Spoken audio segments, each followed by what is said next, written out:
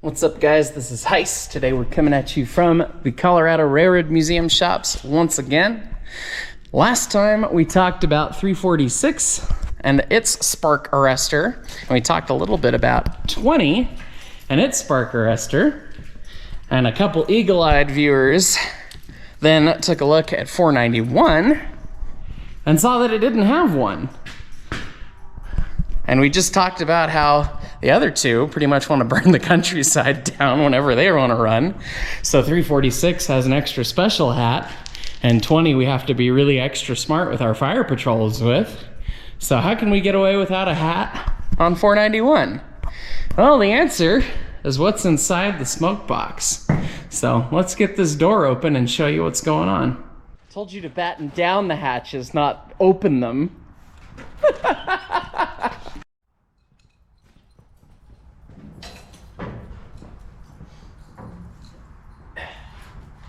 Morning coffee on the steam engine's important.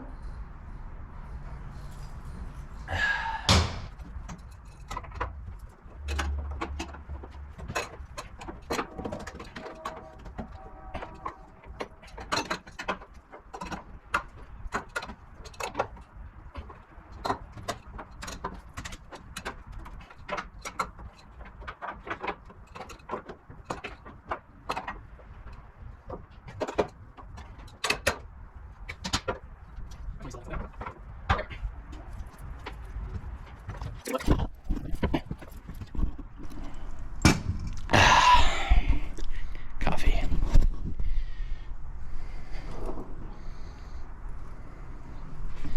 Well, look at this funny thing, huh?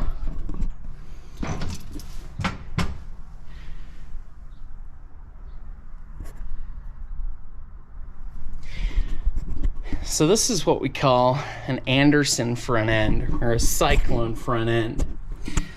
So inside, which I don't know if I'll be able to get the camera in there or if you'll even be able to see anything, maybe.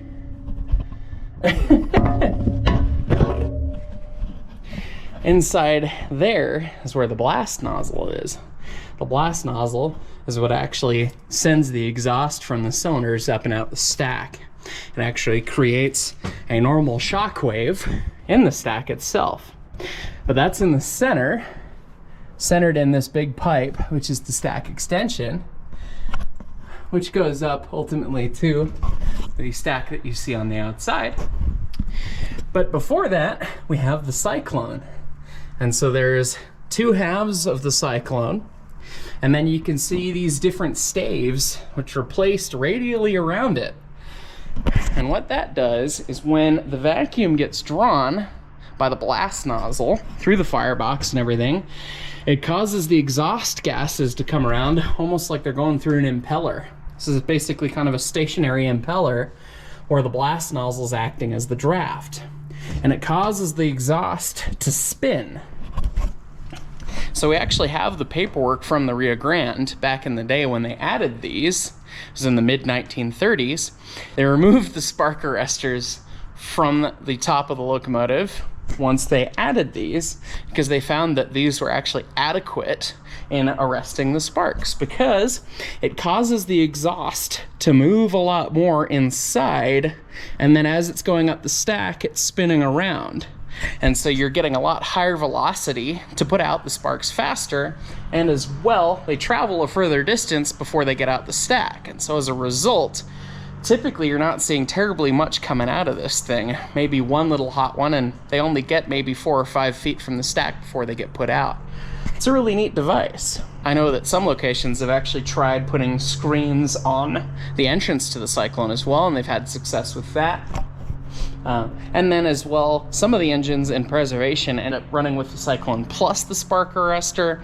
But for us, running the locomotive lightly as we do, because we don't have enough cars to put tonnage behind this thing around here, we don't need to do anything other than just the cyclone. It doesn't work hard enough. So if it worked harder, it might toss out a couple more, but thankfully it doesn't. And we can let it run with the straight stack look, which looks really good. That's why we can run without the spark arrestor. Also interesting to note is that there's a big baffle plate behind the stack extension that helps block any direct flow back over the top here so that everything comes around. And then if you really look back there, you can see the superheater units. Because the superheater headers up there, these are the branch pipes that deliver the steam to the cylinders. And you can see that they're considerably large because everything on a K37 is big, but you can see all the different rows of superheaters back there. So it's a neat locomotive, and there's actually quite a lot going on in the smoke box. And if you ever wanted to know how the blower works, there's the blower pipe.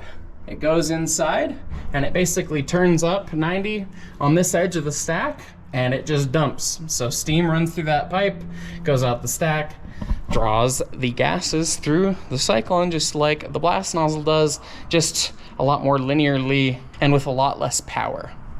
So anyways, hope you guys enjoyed this little look at 491 and inside the smoke box. I'll catch you guys next time.